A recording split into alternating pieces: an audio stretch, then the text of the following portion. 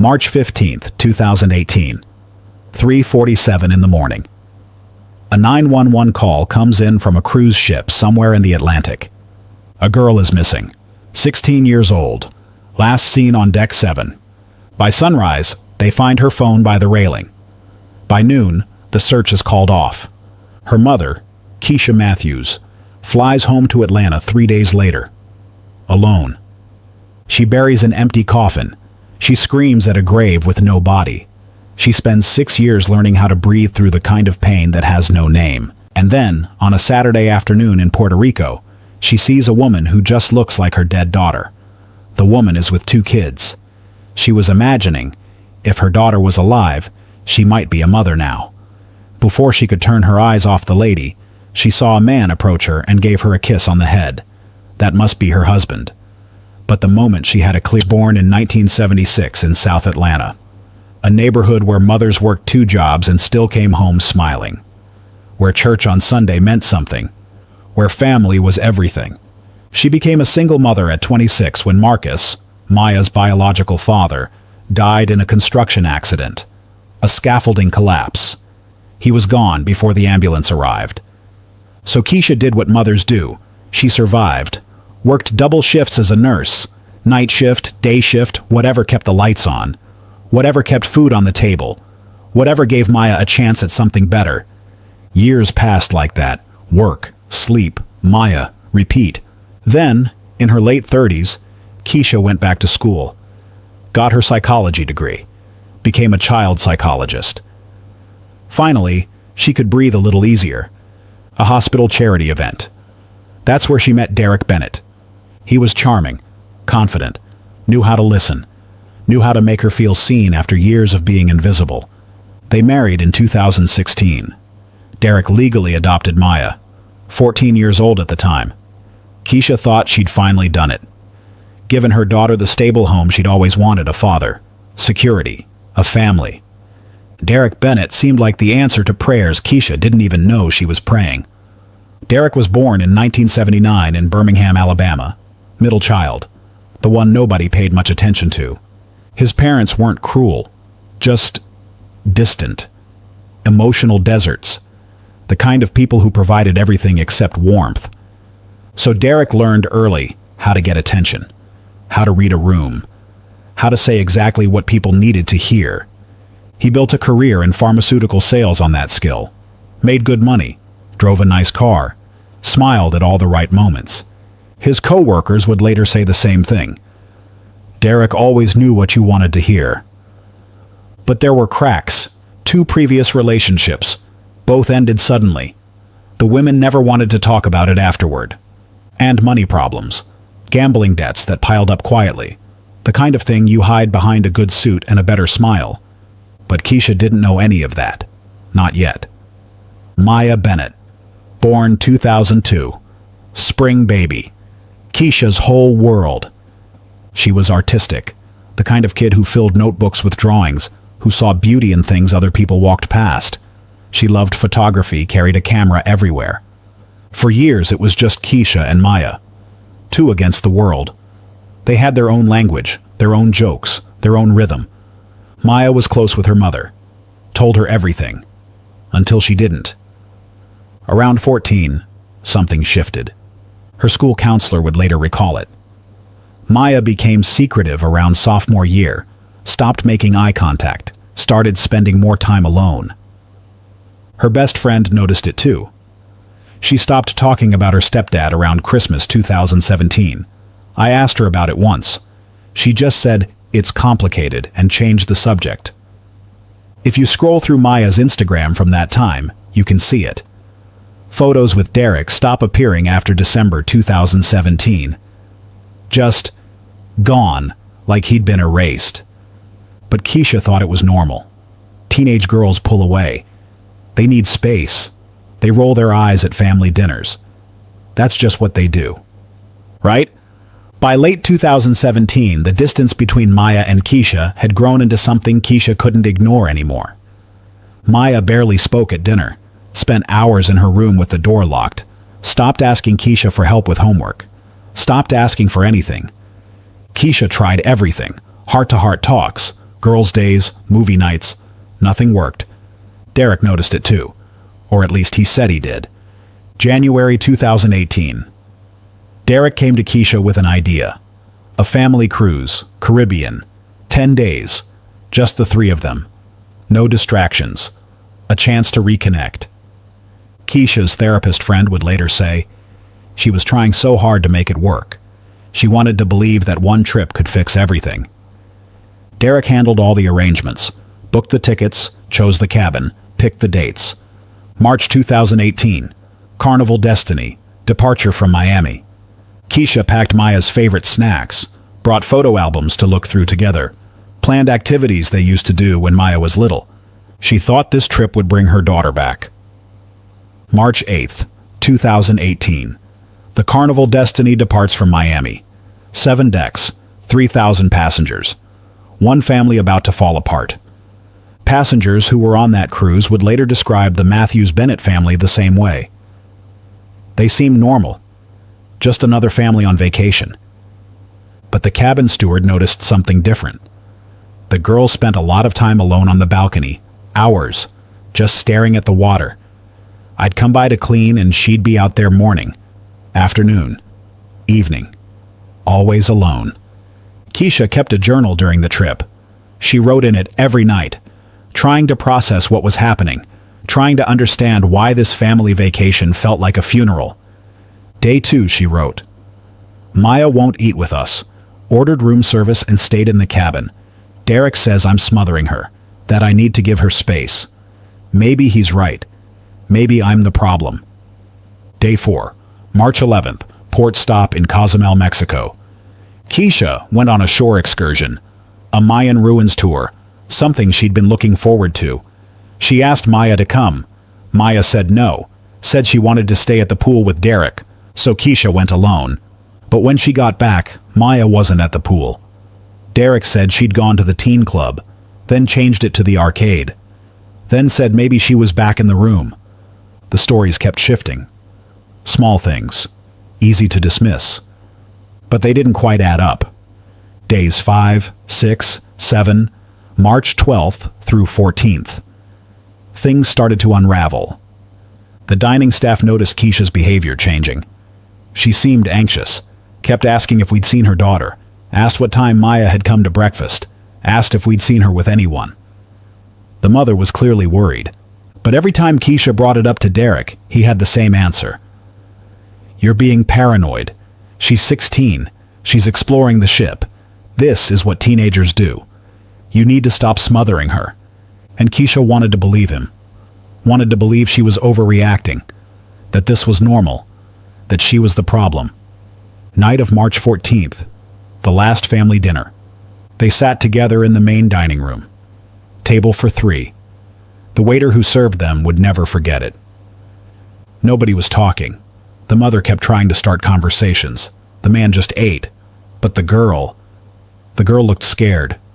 I remember thinking, that kid doesn't want to be here. She kept looking at the exits, kept checking her phone, and when her mother reached for her hand, she pulled away like she'd been burned. That was the last time Keisha and Maya ate together. The last time Keisha saw her daughter alive. At least that's what she thought. March 15th, 2018. 2:47 a.m. Keisha wakes up. Something feels wrong. The room is too quiet. She looks over at Maya's bed. Empty. Sheets pulled back. 2:51 a.m. Keisha checks the bathroom, the balcony, the hallway. Nothing. 3:03 a.m. She finds Derek in the hallway outside their cabin. He's fully dressed. Says he woke up and Maya was gone. Says he's been looking for her. Keisha asks him why he didn't wake her up. He doesn't have a good answer. 3:15 a.m. Ship security is alerted. A 16-year-old passenger is missing. 3:52 a.m.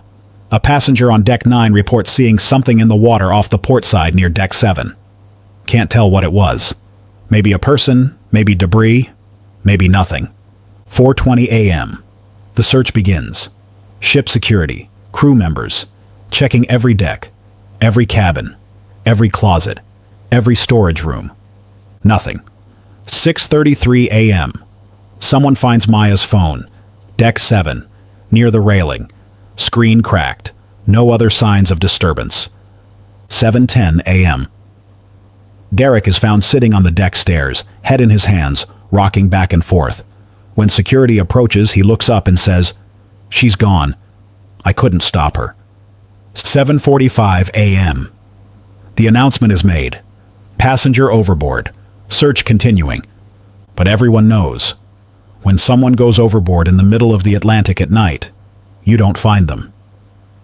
The cruise ship security chief would later explain their protocol. "We document everything, take statements, preserve the scene, but our job is to defer to port authorities. We're not equipped to run a full investigation. We get the ship safely to port and hand everything over. No body was recovered, no witnesses to what actually happened, just an empty bed and a phone by a railing." Security footage showed camera blind spots on Deck 7, areas where certain angles just weren't covered. Derek gave his statement to security, his voice shaking, eyes red. Maya had been depressed since her grandmother died 3 months ago. She'd been distant, pulling away. I tried to talk to her, tried to help, but she wouldn't let me in. I should have seen the signs. Keisha gave hers. "My daughter wouldn't do this. She wouldn't. Something happened to her. Something's wrong." The ship doctor examined their cabin. No evidence of struggle, no blood, no signs of forced entry or exit. Everything appears undisturbed. March 16th. The ship docks in Miami. The investigation is handed over to Miami-Dade Police and the FBI. Within 48 hours, the case is classified. Accidental death, possible suicide, no evidence of foul play. Case closed. Keisha Matthews returns to Atlanta with an empty suitcase and a death certificate for a body that was never found. Derek returns with her. Grieving. Supportive. Destroyed by what happened. March 19th, 2018. 3 days after the ship docked in Miami. Keisha and Derek return to Atlanta. There's no body to bring home. No remains to bury. Just paperwork. Death certificates. Incident reports. Words on paper that are supposed to explain how a 16-year-old girl vanishes in the middle of the ocean. March 24th. The memorial service. Greenwood Cemetery, South Atlanta. The same place where Keisha's mother was buried 3 months earlier. Now there's a plot beside her. For Maya. But the casket is empty. Keisha's sister Janelle was there that day. She remembers every second of it. Keisha couldn't stop screaming at the cemetery. Not crying. Screaming. She collapsed on the ground next to that empty casket and she screamed like something was being ripped out of her chest. It took 3 of us to get her back on her feet. And even then, she kept saying, "She's not in there. She's not in there." Over and over. Derek was present, standing beside Keisha, holding her up when her legs gave out. But people noticed something. He was distant. There. But not really there. Friends would later recall small details. Derek leaving the reception early, taking phone calls outside, checking his watch, at his stepdaughter's funeral. One friend said, "I remember thinking it was grief, that everyone processes loss differently, that maybe he just needed space, but looking back, he seemed like he was waiting for something, like he had somewhere else to be." April 2018. Keisha spiraled. She couldn't work, couldn't sleep, couldn't eat. Her colleagues at the psychology practice put her on leave. Indefinite. Come back when you're ready. But how do you come back from burying your child? She started medication. Antidepressants. Anxiety medication. Sleep aids. Little orange bottles that lined her nightstand like soldiers. And through it all, Derek was there. Except he wasn't. By mid-April, he was sleeping in the guest room. Said he couldn't sleep in their bed anymore. Too many memories, too much sadness. Keisha understood. Or tried to. "I thought we were grieving together," she would later say. "I thought we were holding each other up. I didn't realize he was already gone." Bank records from that time tell a different story. April 10th, 2018. Derek opens a separate bank account, transfers funds. start separating his finances from Keisha's. His co-workers at the pharmaceutical company noticed changes too. One of them would later testify, "He told me the marriage was over, said it was just a matter of time, said he couldn't breathe in that house anymore." This was 3 weeks after the girl died. I remember thinking, damn, that's cold. But he said it like it was already decided, like he was just waiting for the right moment to leave. May 2nd, 2018. Keisha comes home from a therapy appointment, finds Derek in the living room. 2 suitcases packed. She asks him what's happening. He looks at her. No emotion. Just tired. "I can't do this anymore." That's all he says. Keisha doesn't understand. Can't do what? The grief? The marriage? Life? "I can't stay in this house. I can't keep pretending I'm okay. I can't keep drowning in your sadness." Keisha begs him not to go. Gets on her knees. Literally on her knees. "You're all I have left of her. Please. Please don't leave me alone with this." Derek looks down at her, and for a moment, something crosses his face. Guilt? Regret? Pain? But then it's gone. "That's exactly the problem, Keisha. I'm not a piece of Maya. I'm not a placeholder for your grief. I'm suffocating here." He picks up his suitcases, walks to the door. Keisha is still on the floor, still begging. "Where will you go? Can we talk about this? Can we try counseling?" Derek doesn't turn around. "I'll have my lawyer send the papers." The door closes.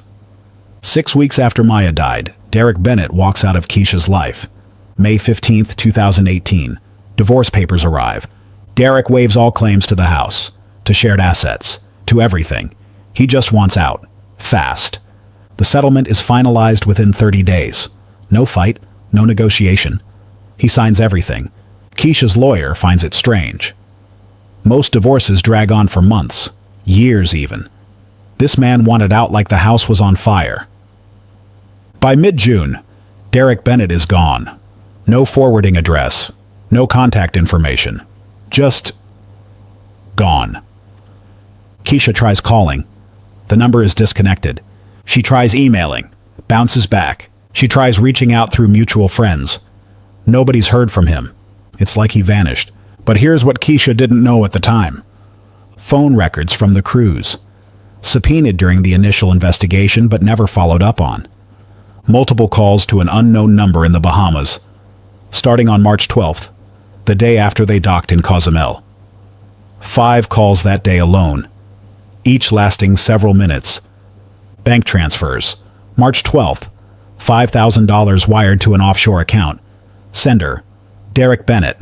March 15th. The night Maya disappeared, 3 calls to that same Bahamas number, 11:47 p.m., 1:23 a.m., 2:34 a.m. The last call ended 13 minutes before Keisha woke up to find Maya gone. Miami-Dade police had this information. The FBI had this information. But the case was closed. Accidental death. Possible suicide. No evidence of foul play. Nobody followed up on the calls. Nobody tracked the money. Nobody asked why a grieving stepfather was wiring money to offshore accounts and making calls to the Bahamas in the middle of the night. The investigation went nowhere, and Derek Bennett disappeared into thin air. Here's a question for you. What kind of man leaves his wife right after their child dies? What kind of man walks away from grief that deep? From a woman on her knees begging him to stay? Some people would say a man who's broken. A man who can't handle the pain. A man who's drowning and needs to save himself. But what if it's something else? What if it's a man who got exactly what he wanted? Summer 2018. Keisha can't stay in the house anymore. Every room holds a memory.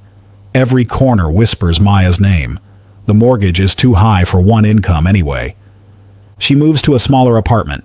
1 bedroom, cheaper rent, no yard, no memories. She packs Maya's things carefully. Every drawing, every journal, every piece of clothing. Boxes them up like relics. Can't throw them away. Can't look at them either. She tries going back to work. Makes it 3 days. On the 4th day, A mother brings in her teenage daughter for a session. The girl is 16, same age Maya was. Keisha excuses herself, walks to the bathroom, and doesn't come out for 40 minutes. Her supervisor finds her on the floor, hyperventilating, crying so hard she can't breathe. They send her home, tell her to take all the time she needs. She never goes back. July 2018, Janelle gets a phone call at 2 in the morning. It's a nurse at Grady Memorial Hospital.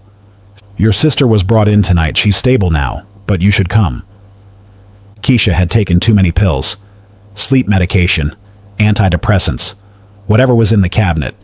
She told the doctors she just wanted to sleep. Just wanted one night where she didn't see Maya's face every time she closed her eyes. 72-hour hold. Janelle moves in after that.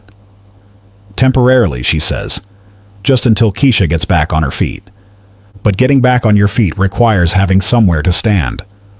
August 2018. Janelle finds a support group. Parents of lost children. Meets every Thursday night in a church basement in Decatur. She convinces Keisha to go. The first night, Keisha sits in the back. Doesn't say a word. Just listens to other parents talk about children who died from cancer, car accidents, overdoses, real deaths, bodies they could bury, graves they could visit. Keisha wants to scream. At least you got to say goodbye. At least you know where they are. But she doesn't say anything. Just sits there, counting the minutes until she can leave. She goes back the next week anyway, and the week after that, because it's the only place where people don't tell her it gets easier, where people don't say time heals all wounds, where people understand that some pain doesn't have an expiration date. September 2018. Keisha hires a private investigator, uses money from the divorce settlement, gives him everything, phone records, bank statements. The name of the crew member who helped with the search, the passenger who reported seeing something in the water. The investigator works the case for 2 months. Finds nothing new. The crew member left the cruise line, no forwarding information. The passenger can't remember any more details than what's in the report. The phone calls to the Bahamas lead to a disconnected number. The bank transfer went to an account that was closed 3 days after Maya disappeared. Every lead ends at a wall. The investigator tells Keisha what the police already told her. Sometimes there are no answers. Sometimes people just vanish. Keisha fires him. Not because he failed, because hearing it out loud makes it real. Keisha tries to return to work. Part-time. Different office. New clients who don't know her story. It lasts 3 months. The panic attacks come back. Middle of sessions, middle of phone calls, middle of grocery store trips. Her heart races. Her vision tunnels. Her chest tightens like someone's standing on it. She keeps Maya's room exactly as it was, even in the new apartment. Sets it up identical. Same posters. Same bedspread. Same stuffed animals on the shelf. Janelle thinks it's unhealthy. Doesn't say anything. March 17th, 2019. Maya's 17th birthday. Keisha bakes a cake, lights candles, sings happy birthday to an empty room. Then destroys the entire apartment. Throws dishes, kicks holes in walls, screams until her voice gives out. Janelle finds her at 3 in the morning, sitting in the wreckage, staring at nothing. September 2019. Second hospitalization. This time it's not pills. It's just giving up.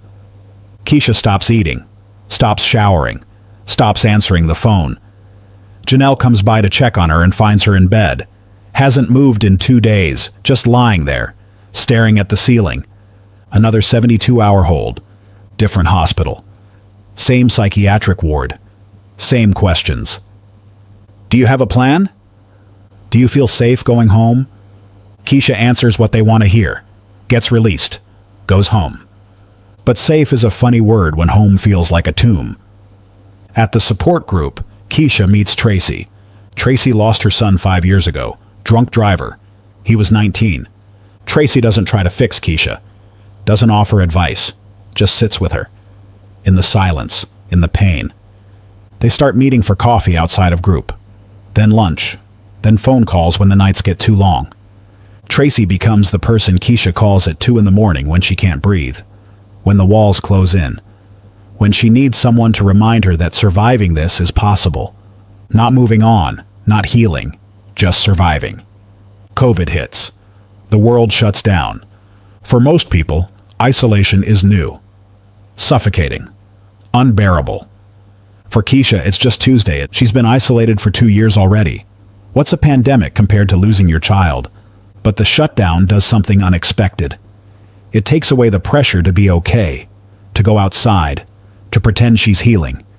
Everyone's struggling now. Everyone's barely holding on. Keisha fits right in. She joins an online grief community. People from all over the country, all over the world. People who lost children, spouses, parents, people who understand that some days getting out of bed is a victory. She starts trauma therapy through telehealth. A therapist named Dr. Lisa Chen, twice a week, then 3 times a week when things get bad. Dr. Chen doesn't push, doesn't rush, just asks questions. What would Maya want for you? If she could see you now, what would she say? Keisha doesn't have answers, but the questions plant seeds. Small victory. October 2020. Keisha packs away some of Maya's clothes. Not all of them, just a few. The ones that don't smell like her anymore. It takes her 4 hours. She cries through all of it, but she does it. Janelle finds the box in the closet later. Doesn't say anything, just hugs her sister. The private investigator gives up officially in December 2020. Sends Keisha a final report. Case completely cold. No new leads, no new information, nothing. He refunds part of her payment. Tells her he's sorry. Keisha doesn't read the report, just files it away with everything else. The death certificate, the police reports, the divorce papers, evidence of a life that used to exist. Something shifts. The medication adjustments finally start helping. The right combination, the right dosage. The fog lifts just enough to see through it. Keisha returns to work full-time. Different field this time. Administrative work at a nonprofit. Nothing to do with children. Nothing to do with families. She answers phones, files paperwork, goes through the motions. It's not a life, but it's not death either. Tracy convinces her to try dating. Just coffee. Just talking to another human being who isn't a therapist or a support group member. Keisha goes on 3 dates that year. The first one, she cries in the bathroom. The second one, the guy asks about her family. She lies. Says she doesn't have kids. The third one goes okay until he asks her back to his place. She panics. Leaves before dessert. She doesn't try again. Christmas 2021. Lowest point since the hospitalizations. Janelle invites Keisha to spend the holidays with her family. Keisha says no. Says she wants to be alone. She spends Christmas Day in bed. Doesn't eat. Doesn't turn on the TV. Doesn't answer calls. Just lies there. Thinking about how Maya would be 19 now. Thinking about what she'd look like. What college she'd be attending. What she'd be studying. Thinking about all the Christmases they'll never have. 2 days after Christmas, Tracy and Janelle show up at Keisha's apartment, unannounced. They stage an intervention. Not about drugs, not about suicide, about living. Tracy sits on the edge of the bed, takes Keisha's hand.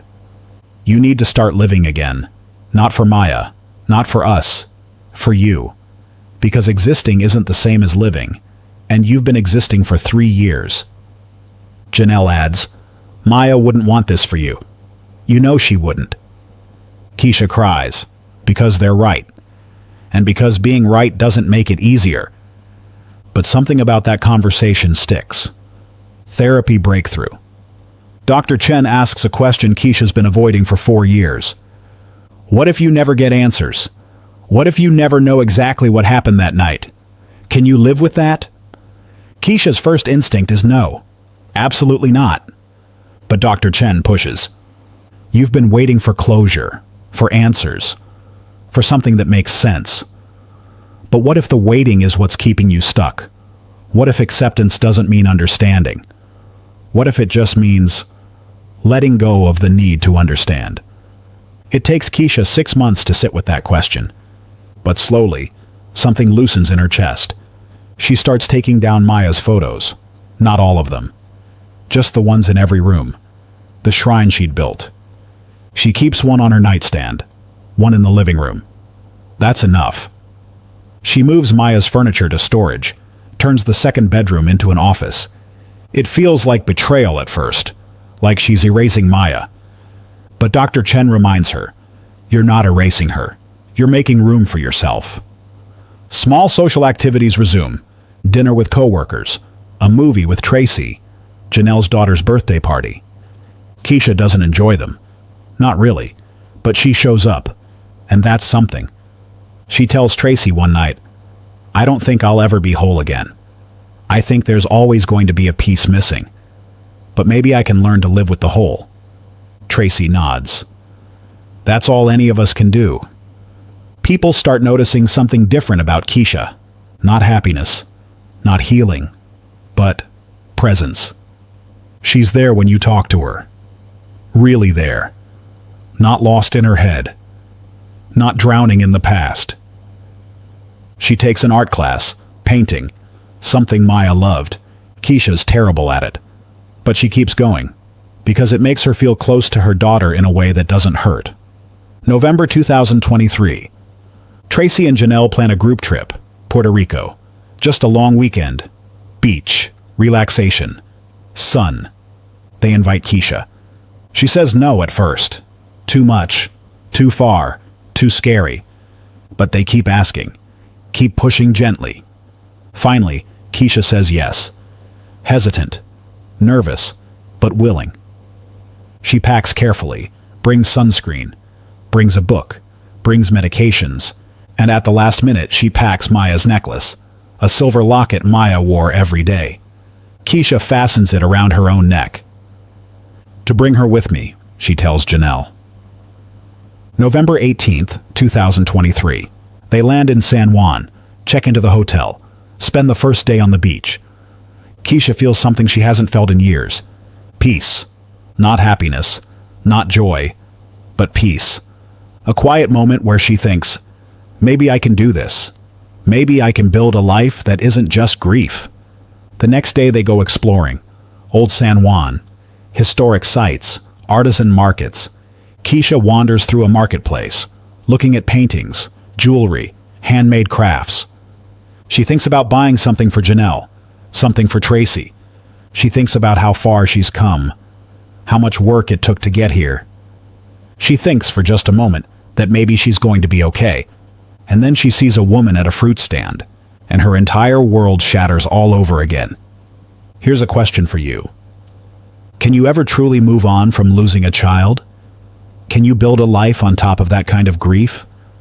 Or are you just learning to carry it better? Keisha spent 6 years trying to find an answer, but the answer found her first. November 16th, 2023. 5 of them board the plane to San Juan. Keisha, her sister Janelle, Tracy from the support group, and 2 other friends from Keisha's art class.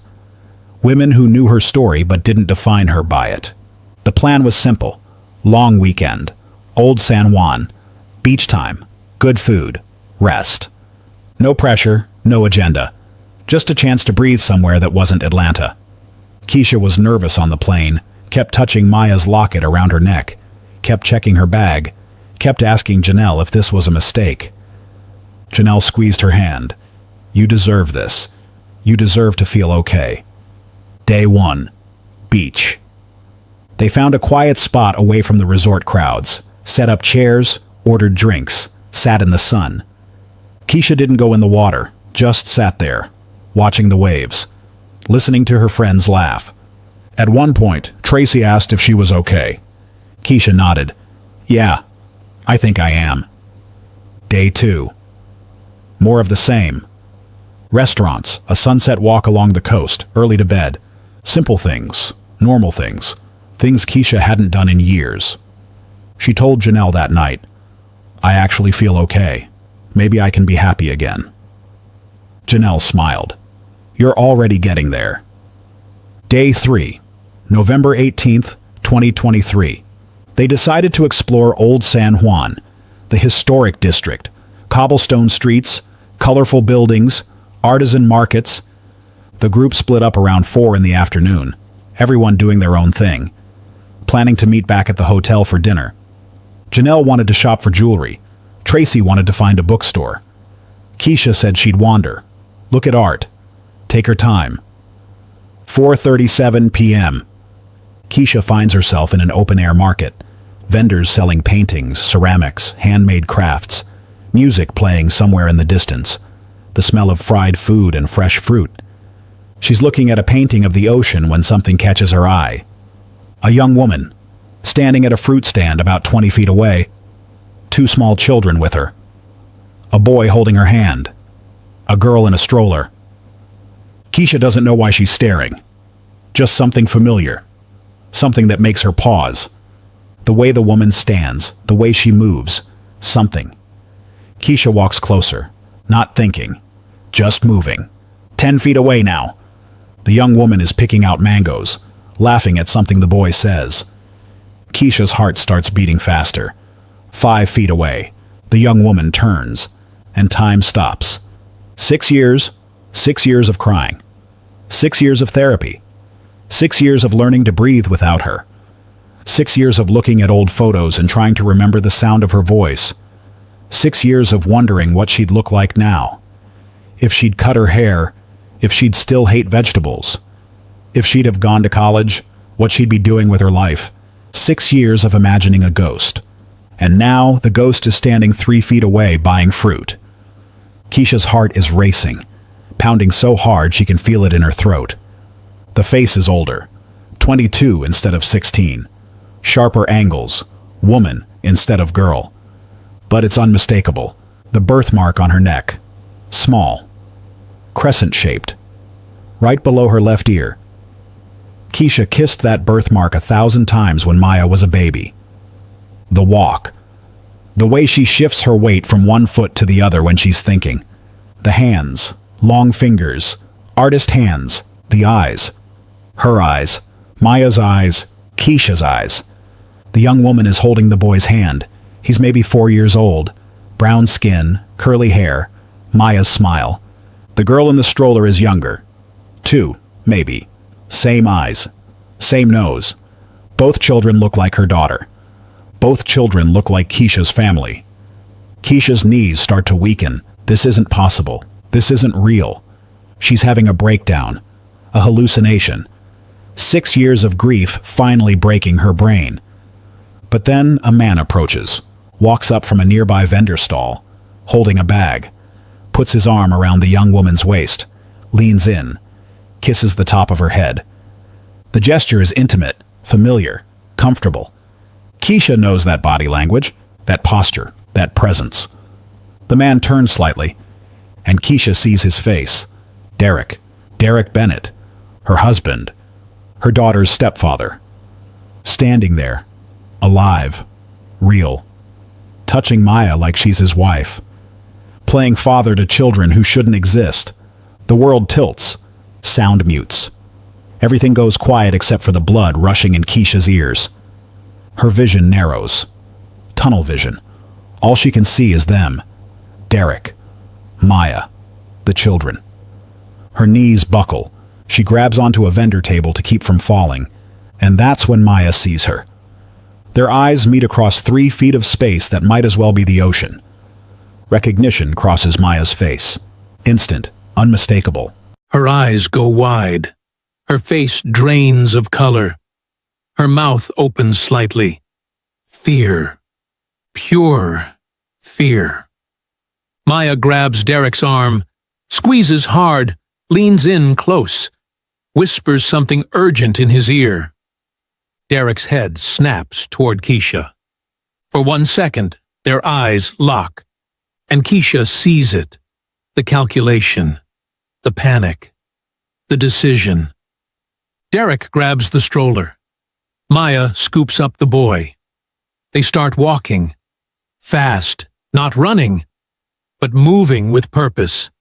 Away from Keisha, away from the truth, into the crowd. Keisha tries to move, tries to follow, tries to scream, but her body won't cooperate. Her legs won't work. Her voice won't come. Her lungs won't fill. She stands there, frozen, watching them disappear into the marketplace, watching her dead daughter walk away. Alive.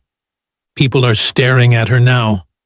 A woman clutching a vendor table, gasping for air, pale as death. Someone asks if she's okay. Keisha can't answer, can't move, can't breathe. Janelle finds her 5 minutes later, collapsed on the ground, hyperventilating, eyes wide, shaking. Keisha, what happened? Are you okay? Keisha opens her mouth. No words come out. Janelle yells for help. Tracy comes running. They lift Keisha up, try to get her to a bench. Did you fall? Are you hurt? Talk to me. Finally, Keisha speaks. 3 words, barely a whisper. I saw her. Janelle doesn't understand. Saw who? Keisha's voice cracks. Maya. Here's a question for you.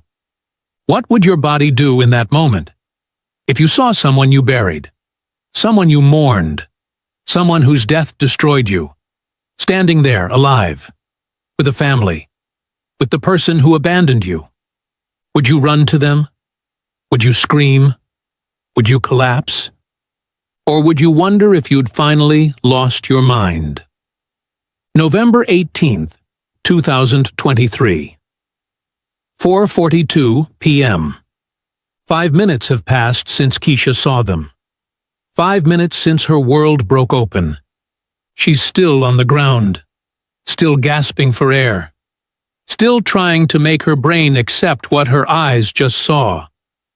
Janelle is kneeling beside her. Tracy's running to get water. Other friends hovering, concerned faces, worried voices. Should we call an ambulance? Does she have a medical condition? Keisha, can you hear me? Keisha can hear everything, but she can't respond, can't form words, can't explain that she just saw her dead daughter buying mangoes. Because how do you say that out loud without sounding insane? They get her back to the hotel, support her between them, half carry her through the lobby, into the elevator, down the hall, into the room. Keisha collapses onto the bed. Janelle closes the door, looks at Tracy. The silent conversation between them says everything.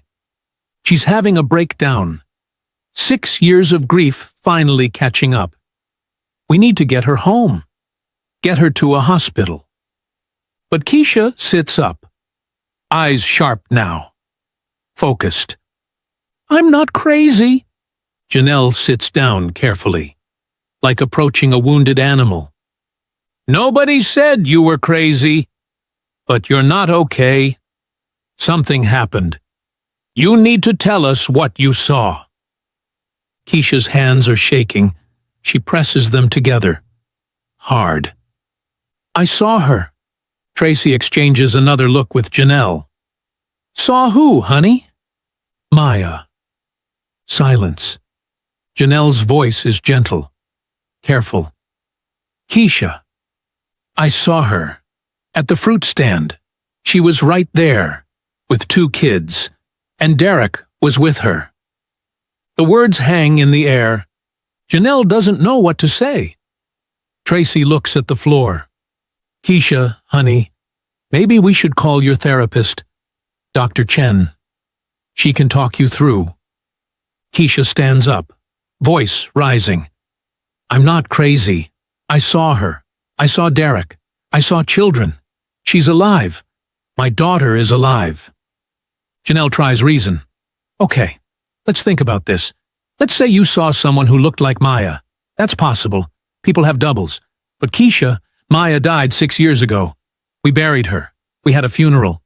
We buried an empty coffin. The words stop Janelle cold. Because it's true. There was no body. No remains. Just a death certificate and a closed case. Keisha keeps going, voice stronger now, more certain. I saw her birthmark, the one on her neck. I saw the way she walks. I saw her hands. I know my daughter. Tracy tries a different approach. Even if it was someone who looked exactly like Maya, what about Derek? You said you saw Derek. I did. Keisha, that doesn't make sense. Why would Derek be in Puerto Rico with someone who looks like your daughter? Keisha stares at her. Because it is my daughter. Janelle stands up. Decision made. Okay, let's say you're right. Let's say you saw Maya. Then we need to call the police. Right now. We need to report this. No. Keisha! No, not yet. I need to be sure. Janelle's voice gets firmer. You just said you were sure. I am, but they won't be. The police. They'll think I'm having a breakdown. They'll see the hospitalizations in my file, the medications. They'll think I'm seeing things. Keisha walks to the window, looks out at the city. I need proof. I need to find them again. I need to know where they live. Then we call the police. Janelle and Tracy exchange looks again. This is bad. This is grief and trauma and 6 years of pain exploding. But Keisha's not backing down. I'm not going home. Not until I know the truth. November 19th. Morning. Keisha is back at the marketplace by 9 a.m. Janelle and Tracy come with her. Not because they believe her, because they're worried about her. Keisha walks from vendor to vendor, shows them an old photo of Maya, the last school photo taken before the cruise. Have you seen this girl? She might be older now, maybe with children. Most vendors shake their heads, don't recognize her, haven't seen her. But the fruit vendor pauses, looks at the photo, looks at Keisha. Maria! Keisha's heart stops. What? That looks like Maria. She comes here sometimes. Nice girl. Always buys too much fruit for those kids to eat. Keisha's hands start shaking. Maria?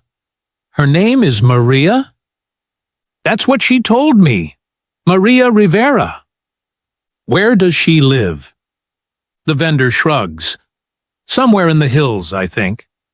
I don't know exactly. She doesn't talk much, just buys fruit and leaves. When does she come? What days? Tuesdays and Saturdays, usually, around 4 o'clock. Keisha looks at Janelle. It's her. Janelle's face is pale. Because if the vendor recognized the photo, then maybe Keisha isn't crazy. Maybe she really did see someone who looked exactly like Maya. Or maybe she saw Maya. November 20th. Tuesday. Keisha stakes out the marketplace, sits at a cafe with a view of the fruit stand. Orders coffee she doesn't drink. Watches. Waits. Janelle sits with her. Doesn't argue anymore, just sits. Hours pass. 4 o'clock comes and goes. No Maya, no Derek, no children. Keisha doesn't move. 5 o'clock. 6 o'clock. Vendors start packing up. Still nothing. Janelle puts a hand on her arm. Keisha, we need to go. Not yet. She's not coming. She might. It's getting dark. Keisha finally stands, defeated, exhausted. Maybe she was wrong. Maybe it wasn't Maya. Maybe 6 years of grief really did break her. November 21st, Wednesday. Keisha doesn't leave the hotel room, stays in bed, stares at the ceiling. Janelle tries to talk to her. We're supposed to fly home tomorrow. We can extend the trip if you want. But Keisha, maybe we should just go home. Talk to Dr. Chen. Figure this out. Keisha doesn't respond. Tracy sits on the edge of the bed. You've been through so much, and I know you think you saw her. But honey, maybe your mind is playing tricks. Maybe grief is making you see what you want to see. Keisha's voice is flat, empty. Maybe, but she doesn't believe it. November 22nd, Thursday. Keisha goes back to the marketplace. One last time. Janelle's given up arguing, just goes with her, keeps her phone ready to call for help if needed. They wait all afternoon. Nothing. Keisha starts to cry, sitting there in the cafe, tears running down her face. I saw her. I know I did. Janelle holds her hand. I believe that you believe that, which isn't the same thing. And Keisha knows it. November 23rd, Friday. Their flight is supposed to leave at 6 p.m. Bags are packed. Checkout is at noon. Keisha tells Janelle she wants to walk through Old San Juan one more time, just for closure. They end up at the marketplace again. Because of course they do. 3:47 p.m. Keisha is standing near the same spot where she first saw them. Just standing there, saying goodbye to the ghost. And then she sees them. Derek pushing the stroller. Maya holding the boy's hand. Walking through the market like it's any other Saturday. Shopping for groceries. Living their life. Keisha grabs Janelle's arm. There. Janelle follows her gaze. Sees a young woman with 2 children. Sees a man beside her. Sees them clearly. And for the first time, Janelle's face changes. Because that woman looks exactly like Maya. Oh my God. Keisha doesn't approach them, doesn't call out, doesn't make a scene. She just watches. From a distance. As they shop. As they laugh. As they load bags into the stroller. As they walk to the parking area. Then Keisha follows. Janelle hisses, "What are you doing? I need to know where they live." Keisha, we should call. Not yet. They watch from behind a parked car as Derek and Maya load groceries into an old pickup truck. As they buckle the children into car seats as Derek starts the engine. Keisha memorizes the license plate. Pulls out her phone. Takes a photo. The truck pulls out. Keisha runs into the street. Flags down a taxi. The driver rolls down the window. Where to? Keisha points at the truck disappearing around the corner. Follow that truck. Don't lose it. The driver laughs. Lady, I'm not in a movie. Keisha pulls out her wallet, throws cash at him. $200, please. The driver looks at the money, looks at Keisha's face, sees something there that makes him stop laughing. Get in. 20-minute drive. Out of the city. Into the hills. Small towns. Modest neighborhoods. The truck parks at a yellow house at the end of a dirt road. Keisha tells the driver to stop a block away. She watches as Derek and Maya unload groceries, as the children run up to the house, as Maya unlocks the door, as they go inside. A house. A home. A family. Built on her suffering. The taxi driver asks, "You want me to wait?" Keisha stares at the house. "No, I'm good." She pays him, gets out, stands there on the street, watching the yellow house, watching the lights turn on inside, watching shadows move past windows. Janelle stands beside her, silent. Because, what do you say? After 10 minutes, Keisha turns away. Let's go back to the hotel. That night, Janelle paces the hotel room. Okay, we call the police now, right? We have an address. We have proof. We call the police, and they handle it. Keisha is sitting on the bed, staring at the wall. Keisha, we're calling the police, right? Silence. Keisha. Finally, Keisha speaks. Tomorrow. I need tonight to think. Think about what? About what I'm going to say to her. Janelle's voice rises. You're not going back there. We're calling the police. They'll investigate. Tomorrow. The word is final. Janelle looks at Tracy. Tracy looks at the floor. They both know. Tomorrow, Keisha is going to that house. With or without them. November 24th, 6 a.m. Janelle wakes up. Keisha's bed is empty. She checks the bathroom, the balcony, the hallway. Then she sees the note on the table. I need to do this alone. Don't follow me. I love you all. Janelle grabs her phone, calls Keisha, straight to voicemail. She shakes Tracy awake. She's gone. Tracy sits up. What? Keisha's gone. She went to the house. They throw on clothes, run to the lobby, ask the desk clerk if he saw a woman leave early. Yes, around 5:30, she got in a taxi. Janelle and Tracy look at each other. They both know where she went, and they both know what she might do when she gets there. To understand what happened in that yellow house on November 24th, 2023, we need to go back. Back to when it started. Back to when a 40-year-old man decided that his 16-year-old stepdaughter was the answer to something broken inside him.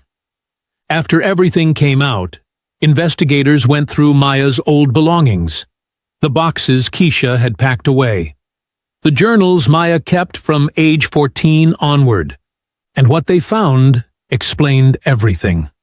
October 2016. Maya's journal. Age 14. Derek makes me feel seen, like I'm not just Keisha's daughter, like I'm my own person.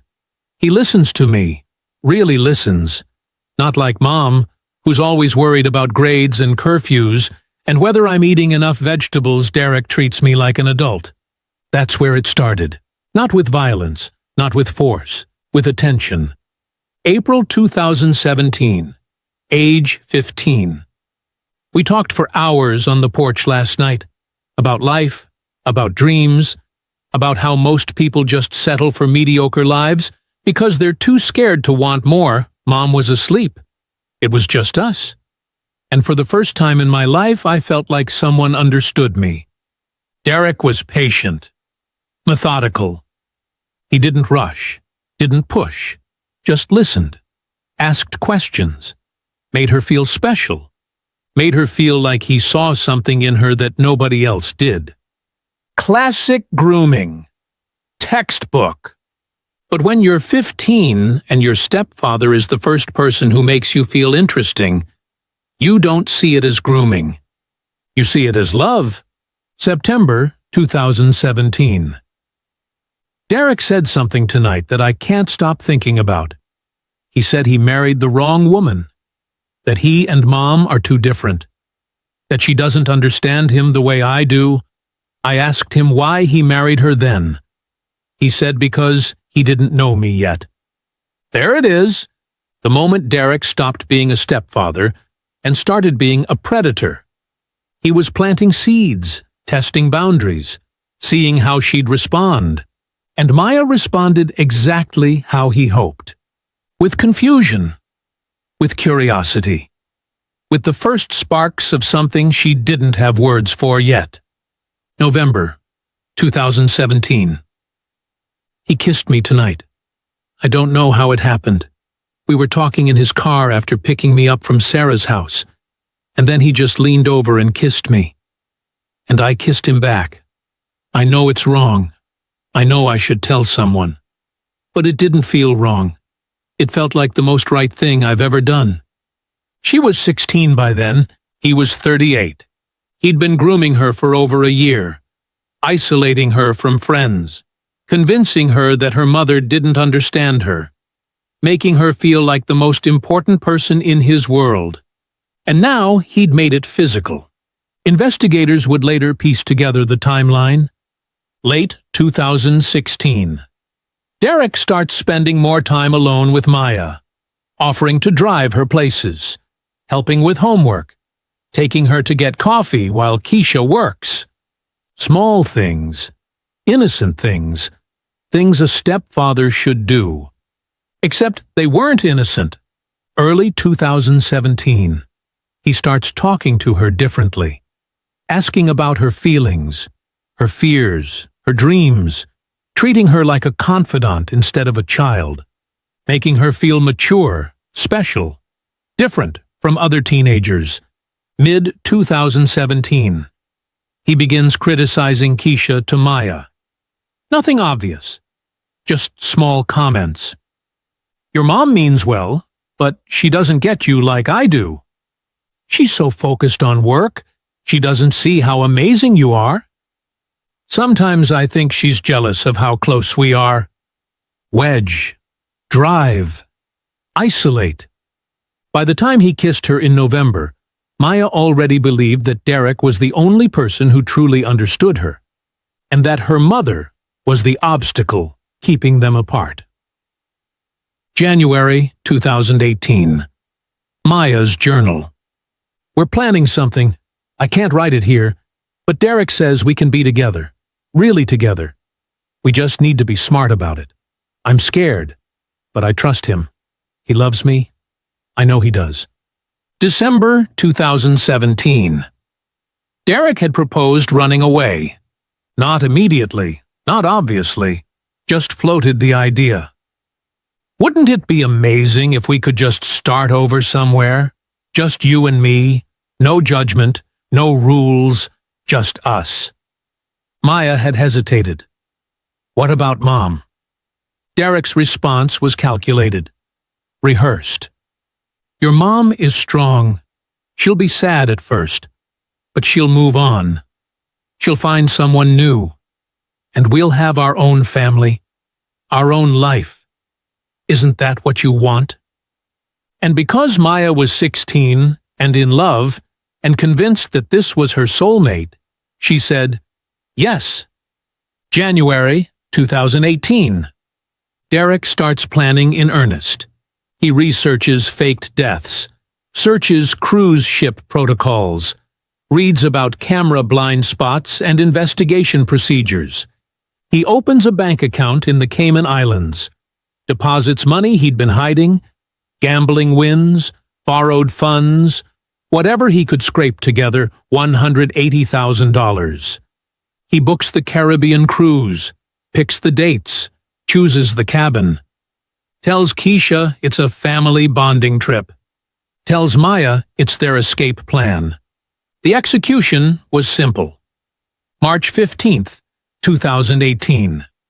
2:30 a.m. Maya leaves the cabin as planned, meets Derek on deck 7, the area with camera blind spots they'd identified earlier in the cruise. There's a crew member there, Carlos Rodriguez, 29 years old, working ship maintenance.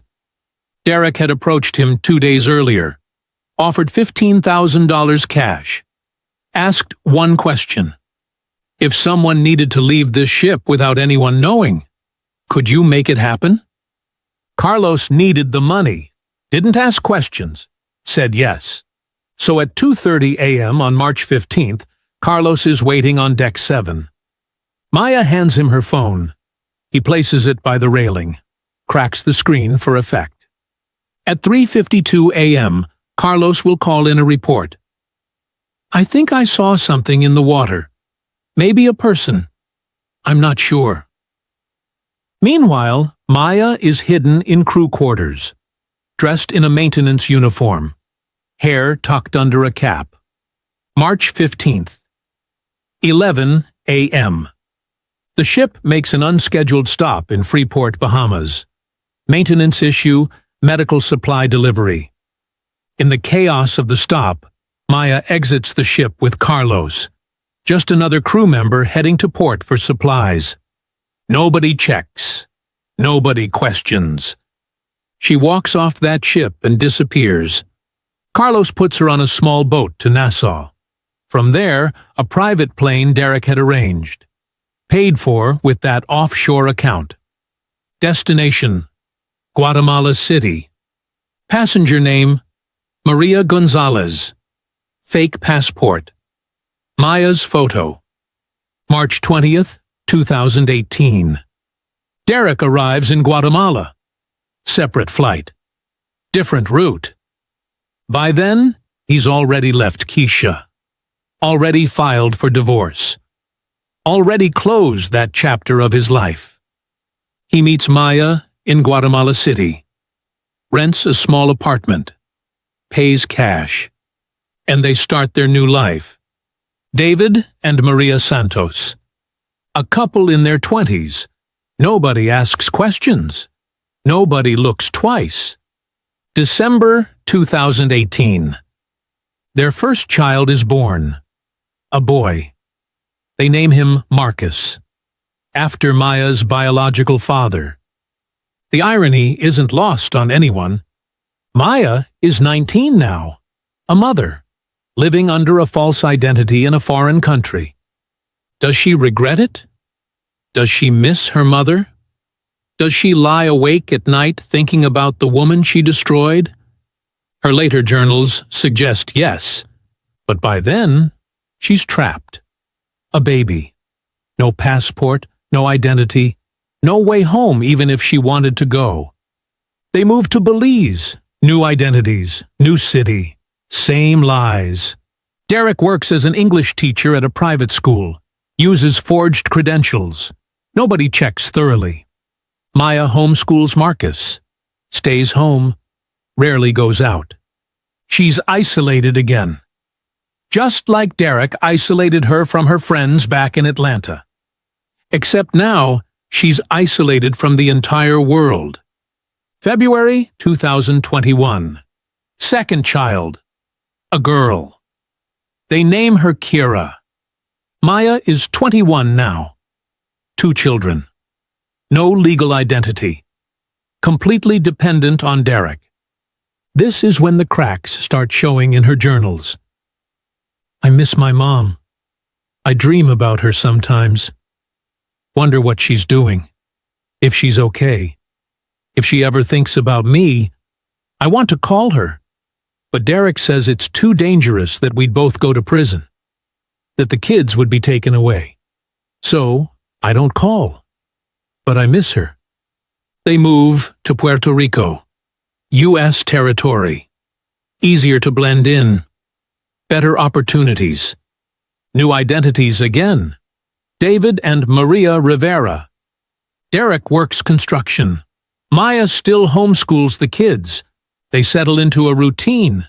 Groceries on Saturdays. Park on Sundays. Normal life. Except it's built on a lie. A lie that destroyed a woman 600 miles away. A woman who spent 6 years believing her daughter was dead. A woman who was, at that very moment, slowly learning to breathe again. Here's a question for you. How does a 16-year-old girl get convinced that faking her death is love? How does a child agree to destroy her mother? To let her grieve a lie? The answer is simple and terrible. Because she was groomed by someone she trusted. Because she was isolated from everyone who could have helped her. Because she was manipulated by an adult who saw her as an object, not a person.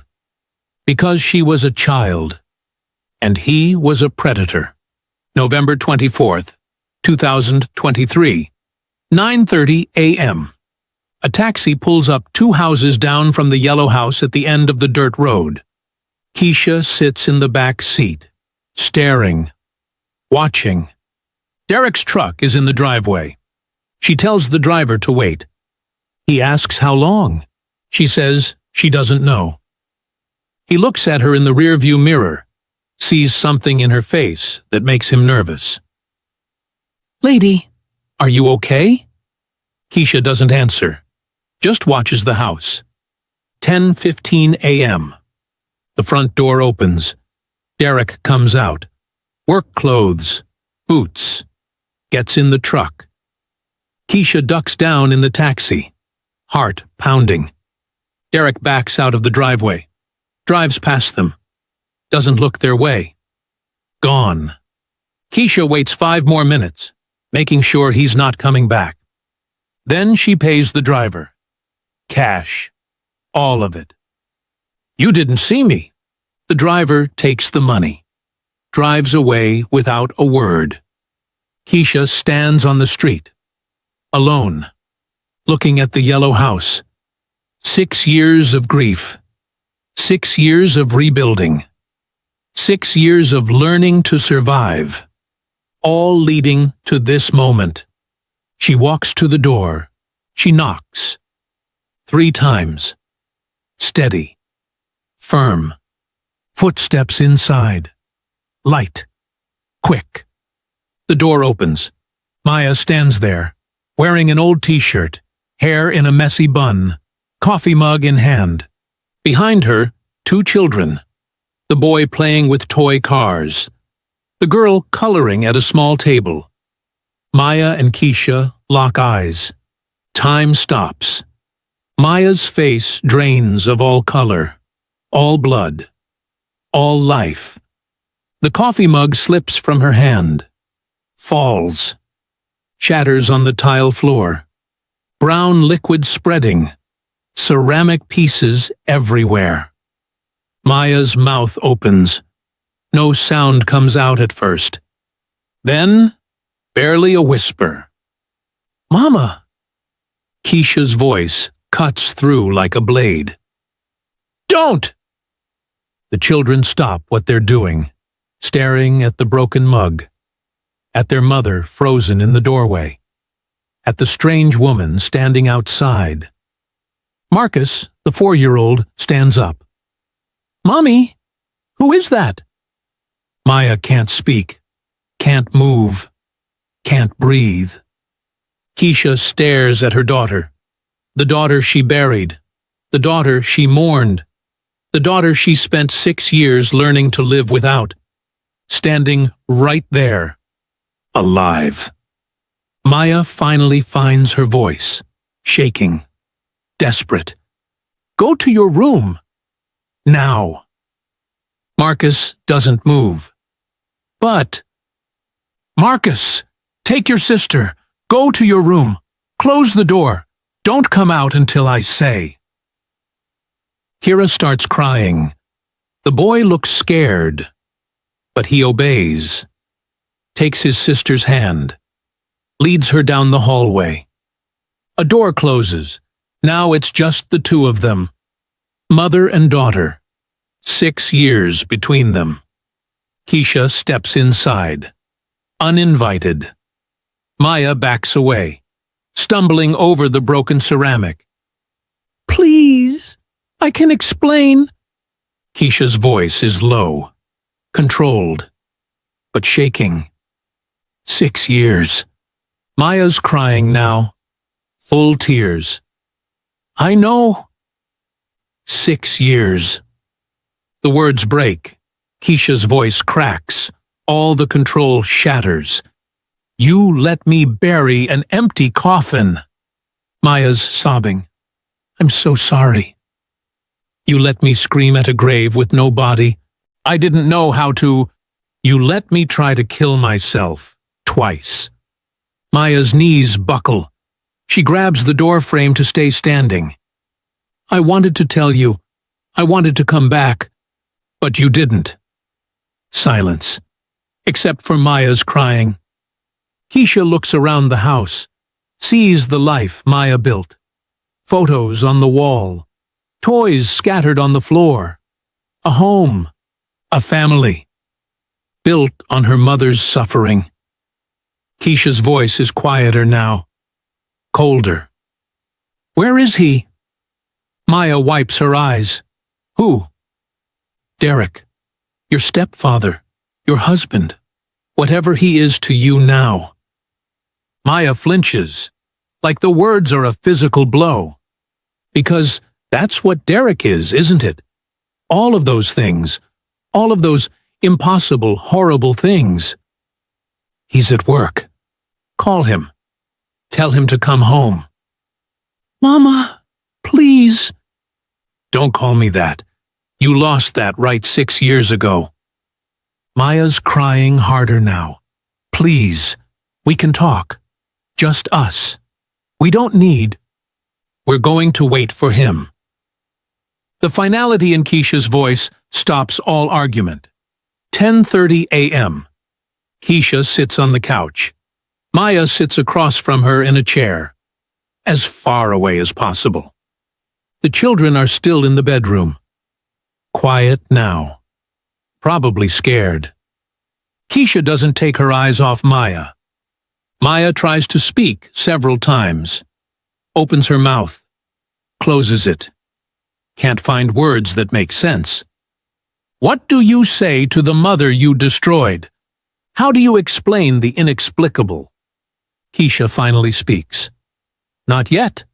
I want him here to hear this. So they wait. Hours pass. The afternoon drags on. Heavy. Suffocating. Around noon, Maya gets up. The kids need to eat. Keisha nods. Maya goes to the bedroom, opens the door. Keisha can hear her talking softly. Are you hungry? Let me make you lunch. She brings them to the kitchen, makes sandwiches, gives them juice boxes. Marcus keeps looking at Keisha. Who is she? Maya's voice is barely holding together. An old friend. It's okay. The boy doesn't believe her. Kids know when adults are lying. But he eats his sandwich, takes his sister back to the bedroom. Maya returns to her chair. Keisha hasn't moved, hasn't eaten, hasn't looked away. Just waiting. 3 p.m. Keisha breaks the silence. How old were you when it started? Maya stares at the floor. Long silence. 15. Keisha closes her eyes, takes a breath, opens them again. Did I miss something? Some sign? Was I working too much? Not paying attention? No. Then help me understand. Maya looks up, tears streaming. You were a good mother. You were perfect. Then why? The question hangs in the air. The only question that matters. Why would a daughter do this to her mother? Maya tries to explain. But how do you explain something you don't fully understand yourself? He made me feel special, like I mattered, like I was more than just Keisha's daughter. Keisha's jaw tightens. Maya continues.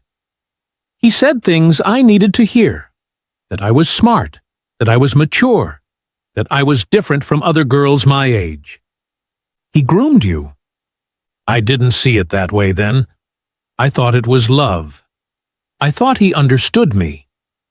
Keisha's voice is hard. You were a child. I know that now. But at 15, I felt like an adult. And he treated me like one. He was 38 years old, Maya. He was your stepfather. Maya's crying harder. I know it was wrong. But by the time I understood what was happening, I thought I loved him. And then the cruise? Maya nods. He said we could start over, be together, have a family.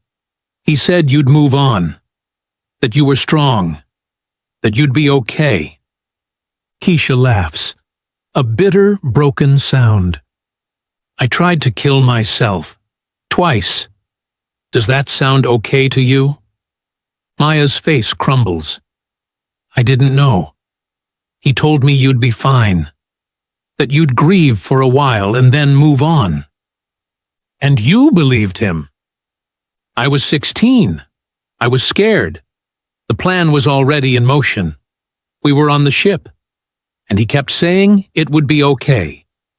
that we'd be happy, that this was our only chance. You could have stopped it, could have told someone, could have come to me. I was terrified of him, of what would happen, of losing the life he promised me. Keisha's voice drops, and then the years passed. Maya nods, barely. And then the years passed, and I had the kids, and I couldn't. You could have called me any day, any moment. You could have come home. Maya's voice is barely a whisper. I was ashamed. Keisha stares at her. You should be. Silence falls again. Maya wants absolution, wants her mother to understand, to forgive. But Keisha's face is stone. No forgiveness there, just pain and rage and 6 years of grief that can never be undone. Outside, the sound of a truck pulling into the driveway. 5:20 p.m. Derek is home. The sound of a truck pulling into the driveway, engine rumbling, then cutting off. Door slamming. Heavy footsteps on the porch. Maya's eyes go wide. Terror crosses her face. Keisha doesn't move, just waits. The front door opens. Derek walks in, still in his work clothes, boots covered in dust. Maria, whose car was that down the... He stops, sees Keisha sitting on his couch. Every drop of color drains from his face. Keisha. Keisha stands slowly, deliberately. Don't say my name. Derek looks at Maya, still calculating, still trying to control the situation. What did you tell her? Keisha's voice cuts through. She didn't have to tell me anything. I saw you, both of you, at the marketplace, living your life, playing house with my daughter. Derek puts his hands up, placating, like he's dealing with a difficult customer. Look, I know this seems... Seems? Keisha's voice rises. 6 years of pain behind every word. This seems like you faked my daughter's death. This seems like you groomed a child. This seems like you let me bury an empty coffin while you built a family. Derek's expression shifts. The charm drops, replaced by something harder. It's not what you think. Then tell me what it is. Maya pursued me. I tried to stop it, but... Maya's voice cracks. Derek, stop. But Derek keeps going. Desperation creeping in now. She knew what she was doing. She wanted this. I didn't force her. Keisha takes a step toward him. She was 15. She was mature for her age. She was a child. Derek's back is against the wall now, literally and figuratively. You need to leave, Keisha. This doesn't concern you anymore. We've moved on. You should too. Keisha stares at him, voice low, deadly. Doesn't concern me? She walks to the couch, reaches for her purse. Derek doesn't notice, too busy justifying himself. We're happy here. Maya's happy. The kids are happy. You showing up after 6 years trying to ruin... Keisha pulls out the gun. She'd bought it that morning. Early. Before the sun came up. A gun shop that opened at 6 a.m. legal purchase. No waiting period in Puerto Rico background check cleared. She didn't know if she'd use it. Didn't know what she'd do. But she bought it anyway. Derek's eyes go wide. All the color that drained from his face earlier, gone completely now. Keisha! Put that down! Maya screams. Mama? No! But Keisha's hand is steady, pointed right at Derek's chest. You took my daughter. You faked her death. You let me suffer for 6 years. Derek backs toward the door, hands up. I can explain. Just put the gun down and we can talk. You married me to get to her. That's not... You groomed a child. Derek's composure finally cracks, anger flashing through. She wanted it. She loved me. She chose me. Maya steps forward.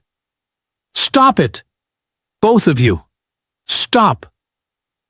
Maya moves between them, between her mother and the man who destroyed them both. Mama, he's not worth it. Keisha's eyes never leave Derek. Get out of the way. Please, think about this. Think about what you're doing. I've thought about nothing else for 6 years.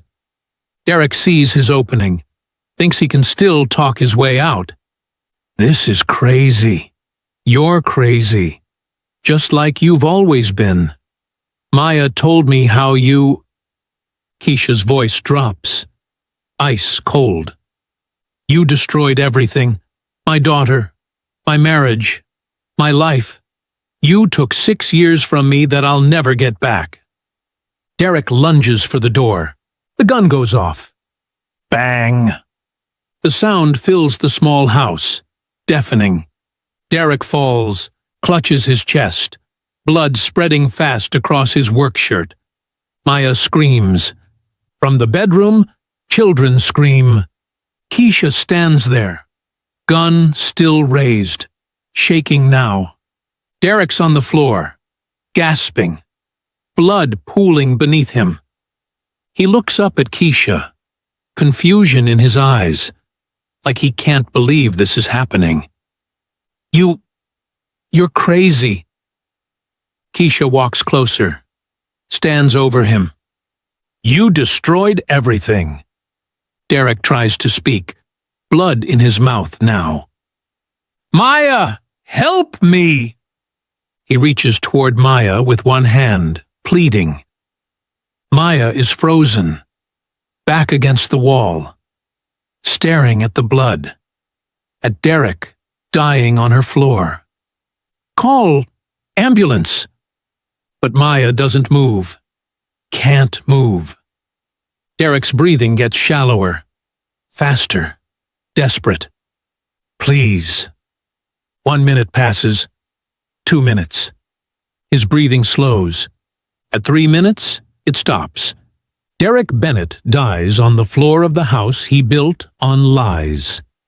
Silence. Except for the children crying in the bedroom. Was this justice or murder? A man who groomed a child, who destroyed a family, who let a mother drown in grief while he played house with her daughter. Dead on the floor, shot by the woman whose life he stole. Is that justice? Or just another tragedy? You decide. The gun is still in Keisha's hand. Derek's body on the floor, blood everywhere. Maya collapsed against the wall, sliding down, sitting now, staring at nothing. From the bedroom, children screaming, terrified screams. Keisha drops the gun, falls to her knees. What has she done? The bedroom door bursts open. Marcus runs out. Mommy! He sees the body, sees his mother on the floor, stops dead. 4 years old. Too young for this. Way too young for this. Kira follows. 2 years old. Crying. Doesn't understand, but knows something's wrong. Maya snaps out of her shock, scrambles to her feet, grabs both children. Don't look. Don't look, babies. Don't look. She turns them away from Derek's body, shields their eyes with her hands, But Marcus already saw. You can see it in his face.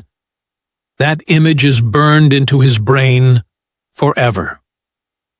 Keisha watches from across the room, watches her daughter comfort these children, her grandchildren, children she didn't know existed until 5 days ago, children who are innocent in all of this.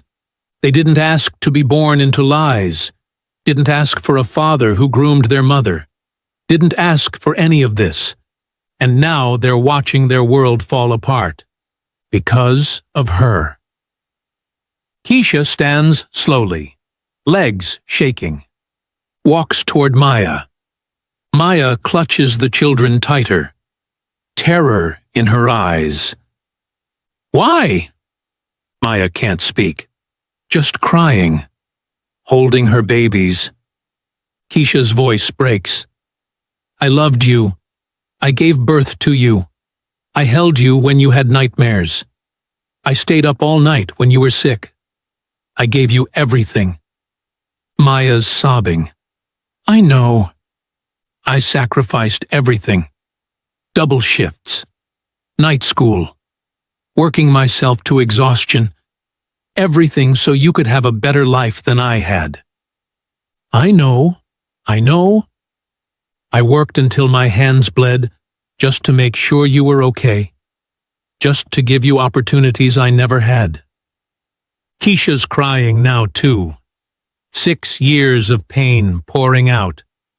And this is what I get? The questions come rapid fire now. Questions without good answers.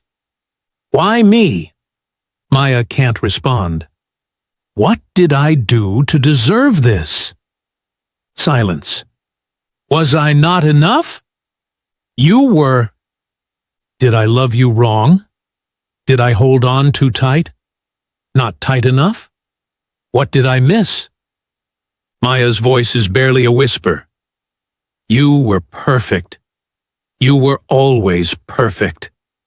Keisha's voice rises again. Then why? Why would you do this to someone who loved you? Why would you let me suffer for 6 years? Maya looks up, eyes red, face destroyed. I don't know. I was young and stupid, and I thought... You thought what? That destroying me was love? That faking your death was a gift? Maya has no answer, because there is no answer. No explanation that makes sense. No words that undo 6 years of grief. Keisha looks down. The gun. On the floor. Where she dropped it. She bends down, picks it up. Maya's eyes go wide. Mama! Keisha raises the gun, points it at Maya. Finger on the trigger. Maya pulls the children closer. Please! Marcus's small voice cuts through. Don't hurt my mommy. Terrified. Brave. Protecting his mother from the stranger with the gun. Kira is hiding behind Maya now, crying, not understanding, but knowing this is bad. Keisha looks at them, really looks at them. The boy has Maya's eyes, the same eyes Keisha saw in the mirror every day. Her eyes, her mother's eyes, passed down through generations. The girl has her grandmother's nose, the same nose from photos of Keisha's mother. The woman who died 3 months before Maya died. The woman Maya never got to properly mourn because she was too busy planning her fake death.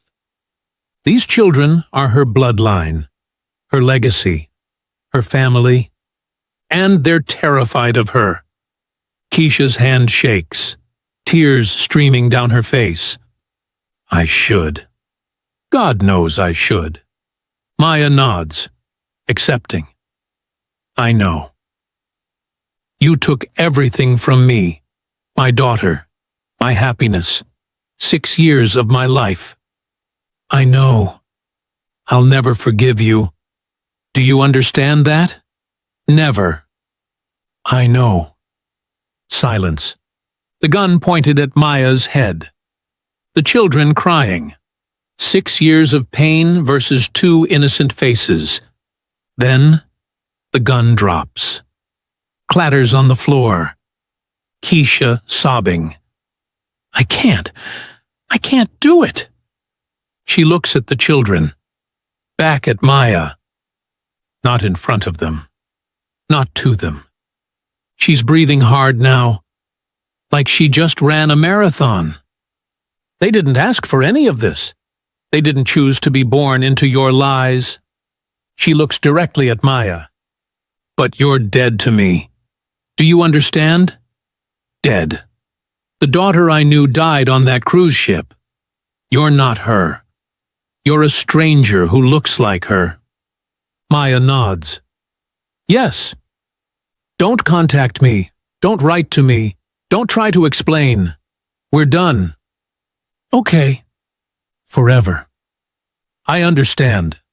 Sirens in the distance. Getting louder. A neighbor must have heard the gunshot. Must have called police. Maya's voice is urgent now. You should go. Run. There's still time. Keisha shakes her head. No. Mama, please, run. Get out of here before they... I'm done running. I've been running from this pain for 6 years, trying to escape it, trying to survive it. I'm done. The sirens are close now, on the street, pulling up outside. Keisha walks to the couch, sits down, puts her hands in her lap, waits. Car doors slamming outside, footsteps running, radio chatter. The front door bursts open. Police! Hands up! 3 officers, guns drawn, seeing the body, the blood, the gun on the floor. Keisha stands slowly, hands in the air. Ma'am, step away from the weapon. I shot him. He's dead. They move in fast, cuff her, pat her down. One officer reads her rights. You have the right to remain silent. Anything you say can and will be used against you.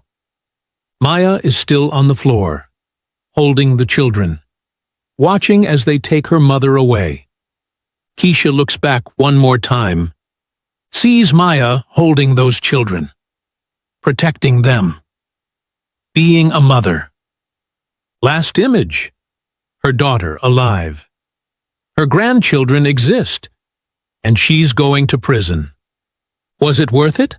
Ask her in 4 years. Did she do the right thing?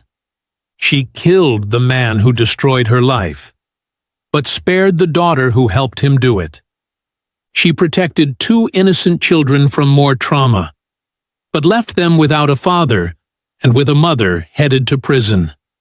She got justice. But at what cost? There are no easy answers here. Just a mother who lost everything, a daughter who threw it away, and 2 children who will spend their lives trying to understand what happened in that yellow house. November 24th, 2023, 6:47 p.m. Keisha sits in an interrogation room at the Puerto Rico Police Department, still wearing the same clothes, Derek's blood on her shoes, 2 detectives across from her, recording device on the table. They ask her to explain what happened, and she does, all of it. The cruise in 2018, Maya's disappearance, the empty coffin, Derek leaving, 6 years of grief, the marketplace, the stalking, the confrontation, the gun. She tells them everything. The detectives listen, faces unreadable at first. But as the story unfolds, something changes. They exchange glances, write faster, ask her to repeat certain details. Wait, you're saying your daughter's death was faked 6 years ago? Yes. And the man you shot today was your ex-husband? Yes. Who was living with your daughter? Who you thought was dead? Yes. One detective leaves the room, makes phone calls, runs checks. Derek Bennett. Real identity confirmed. Wanted for questioning in a closed case from 2018. Carnival Cruise incident. Maya Bennett. Listed as deceased. Death certificate on file. But fingerprints in the house tell a different story. By midnight, the pieces come together. They find Carlos Rodriguez, the crew member who helped fake Maya's death, living in Miami now. Different cruise line. He confesses within 2 hours. Explains the whole plan. The money. The timing. How Maya left the ship. Everything Keisha said checks out. The detectives return to the interrogation room. Look at Keisha differently now. Not like a murderer, like a woman who endured something unimaginable. November the 25th. Keisha is charged with second-degree murder. Her lawyer arrives from Atlanta. Janelle hired the best she could afford. The lawyer listens to the story, takes notes, shakes his head. This is temporary insanity.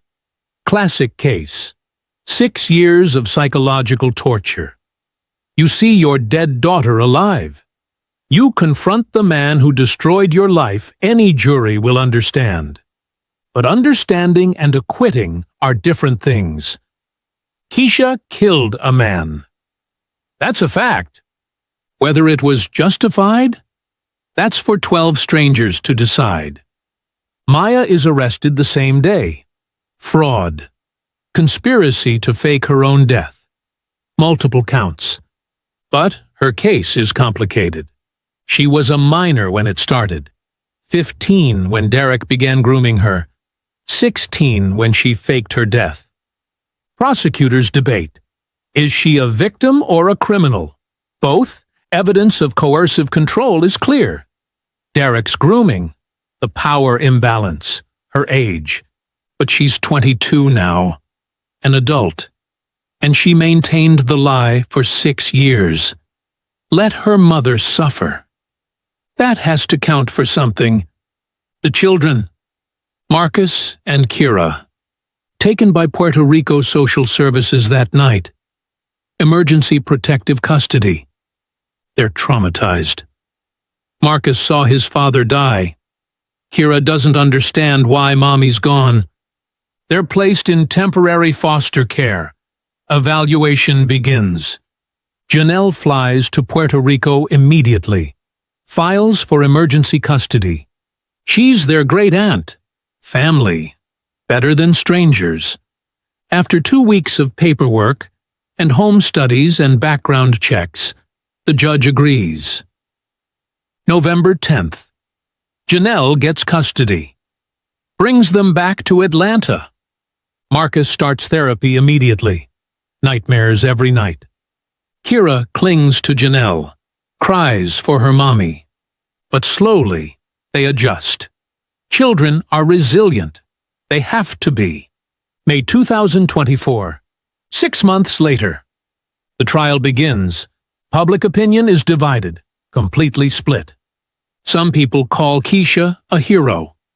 A mother who fought back against the man who destroyed her family.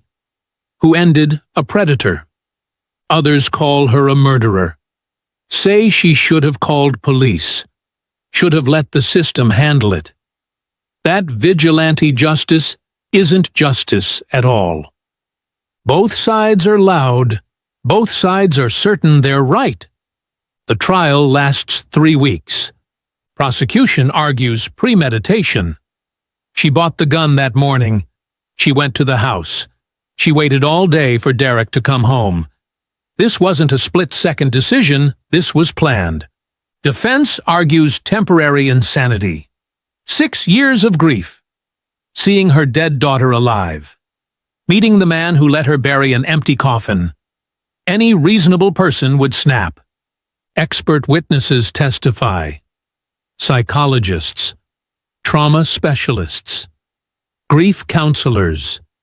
They explain what Keisha went through, the hospitalizations, the suicide attempts, the medication, 6 years of rebuilding a shattered life, and then having it all destroyed again in a marketplace in Puerto Rico.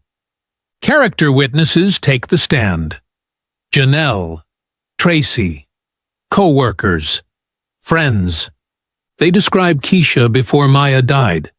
Happy, loving, dedicated mother. And after, broken, barely surviving.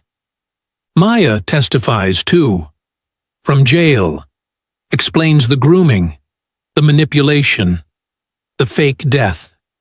The courtroom is silent as she speaks. Some people cry. But sympathy for Maya doesn't equal sympathy for Keisha. The question remains, was killing Derek justified? June 15th, 2024. The verdict. Guilty. But not of second-degree murder. Voluntary manslaughter. The jury found that Keisha acted in the heat of passion. That extreme emotional disturbance reduced her culpability. She killed Derek. That's not in question. But the circumstances matter. Sentencing. 8 years. Eligible for parole in 4. The courtroom reacts. Mixed emotions. Some people think it's too harsh. Some think it's too lenient. Keisha shows no emotion. Just nods. Accepts it. She knew this was coming. Made peace with it already. Maya's trial is separate, quieter, less media attention. She pleads guilty to fraud and conspiracy. Her lawyer argues her case. She was groomed, coerced, manipulated by a man 20 years older. The judge acknowledges this, but also notes she had 6 years to come forward, to tell the truth, to end her mother's suffering. She chose not to. Sentencing, 5 years federal prison. Maya cries when the judge reads it, but doesn't argue. She knows she's guilty. Of something, even if she's not sure exactly what. November 2024. 1 year later. Keisha is in a federal prison in Georgia. Minimum security. Good behavior. Janelle brings the children to visit once a month. They sit across from each other. Glass partition between them. Phones to talk. Marcus is 6 now. Asks questions. Why did you shoot my daddy? Keisha doesn't lie. Doesn't sugarcoat. Because he hurt people. He hurt your mommy when she was young. He hurt me. And I was very, very angry. Are you sorry? Pause. Long pause. I'm sorry you had to see it. I'm sorry you're hurting. But no, I'm not sorry he's gone. Marcus thinks about this. Nods slowly. Doesn't really understand, but accepts it. Kira is 5 now. Doesn't remember much. Just knows Grandma Keisha lives here. Behind glass. She presses her hand against the partition. Keisha presses hers on the other side. Small moment, but it matters. Maya is in a different facility. Federal prison in Pennsylvania. She also gets visits from the children. Different schedule. Different weeks. Confusion for Marcus and Kira. 2 mommies in prison. 1 for killing. 1 for lying. Which is worse. They're too young to understand. Maybe nobody understands. Maya is in therapy. Mandatory. 3 times a week. Processing her victimhood, her choices, her guilt. She writes letters to Keisha. Every week. Apologizing. Explaining. Begging for forgiveness. For 8 months, Keisha doesn't respond. October 2024. Keisha writes back. 1 sentence. The kids are okay. They ask about you. That's all. But it's something. A crack in the door. Not forgiveness, not reconciliation, but acknowledgement. Maya is your daughter, whether Keisha wants her to be or not. November 2024. Documentary crew visits Keisha in prison. She agreed to the interview, wants to tell her story, wants people to understand. She looks different now, calmer.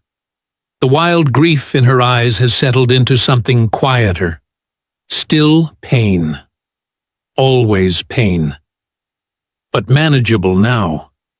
The interviewer asks the question everyone wants answered. Do you regret it? Shooting Derek? Keisha thinks. Really thinks. I regret that it came to that. I regret that those children saw what they saw. I regret that I'm in here instead of raising my grandchildren. Pause. But I don't regret protecting those children from seeing me kill their mother. I already took their father. That was enough. The interviewer pushes. Some people say you should have called the police. Let them handle it. Keisha laughs, bitter. The police closed Maya's case in 48 hours.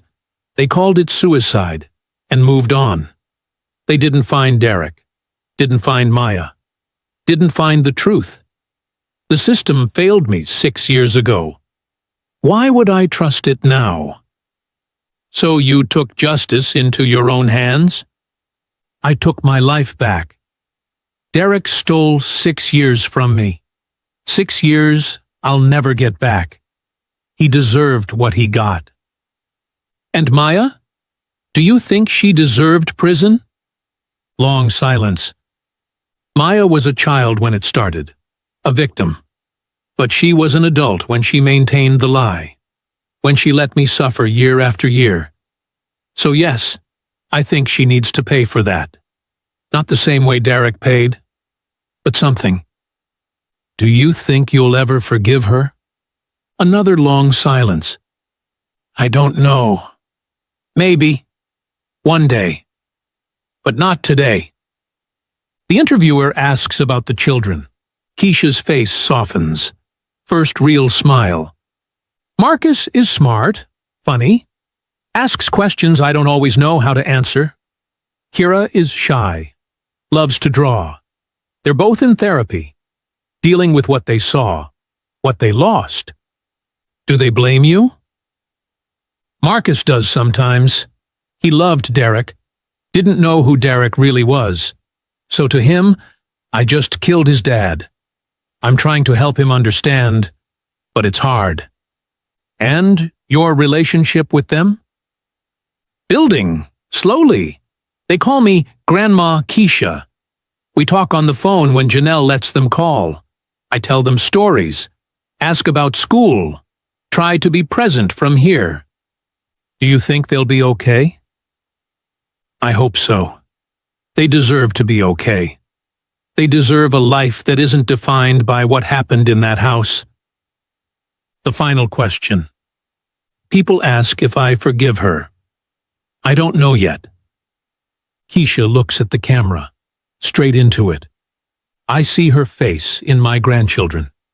That's the cruelest part.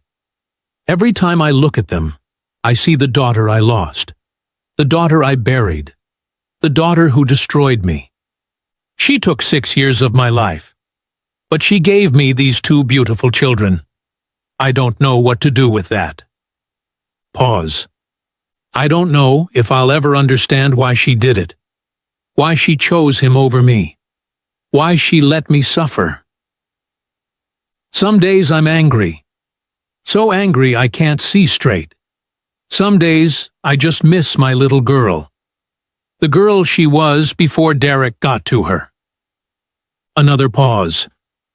The daughter I knew died on that ship. The real Maya, my Maya. She's gone. This woman in prison?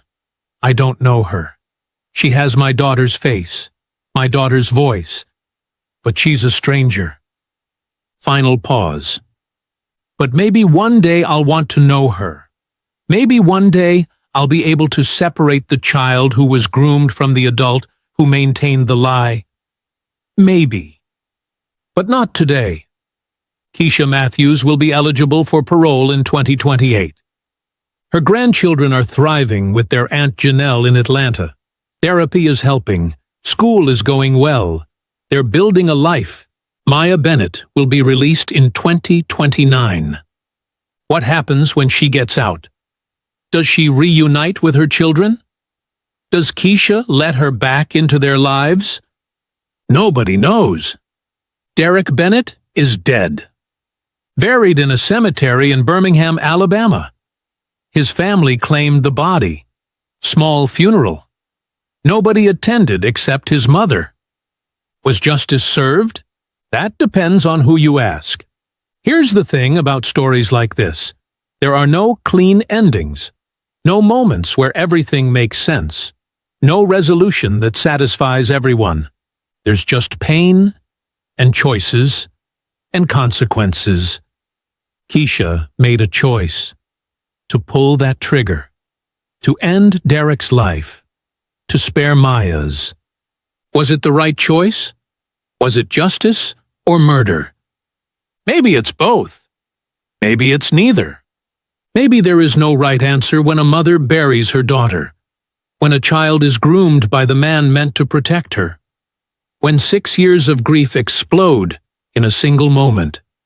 Final questions. Did Keisha do the right thing? Should she have killed Maya too?